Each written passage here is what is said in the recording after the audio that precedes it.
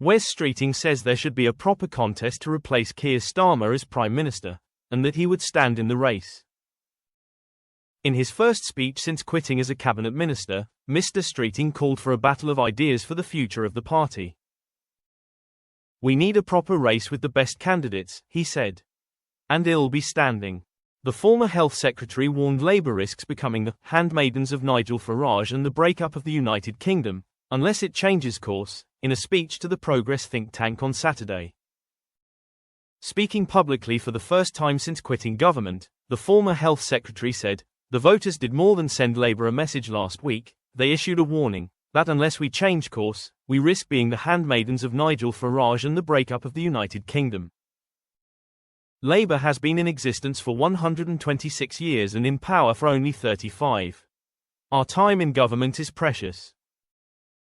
We must not waste it. We haven't had a debate in the Labour Party about who and what we're for in more than a decade, he said.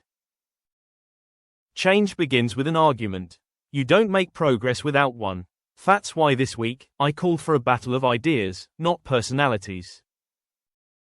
Wes Streeting said the leadership contest that led to Mr. Starmer succeeding Jeremy Corbyn as leader had been dishonest.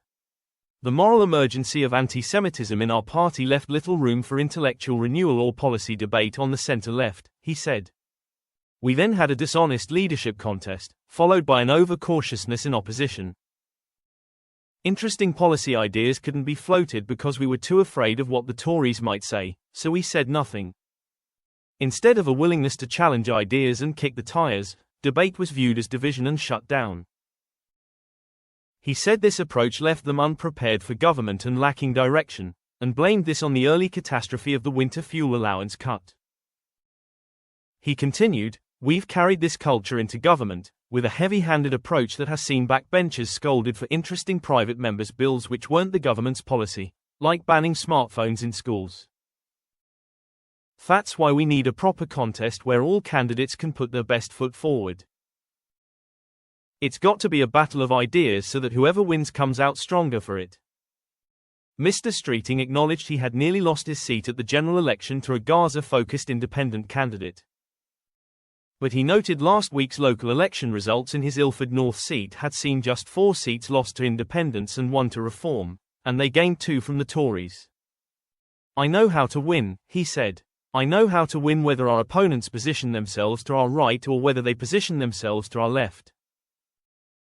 And my warning to the party is don't get dragged off by the siren voices who say that to win the next general election we need to out-reform Reform or out-green the Greens. We will win the next general election by being Labour."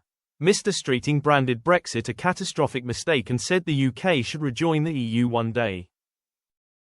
He said, "We need a new special relationship with the EU, because Britain's future lies with Europe, and one day back in the European Union. Second, a continuity between our current government and New Labour is a reluctance to ask the question, what type of capitalism do we want? We've tended to assume that we are simply the recipients of change, inflicted on us by technology or economic headwinds, rather than realizing that it is our rules, our institutions, our alliances that shape the kind of economy we have. This is an argument for a Britain that grows again and grows together. Social democracy only works when the economy is growing. You cannot build world-class public services or raise living standards by managing decline.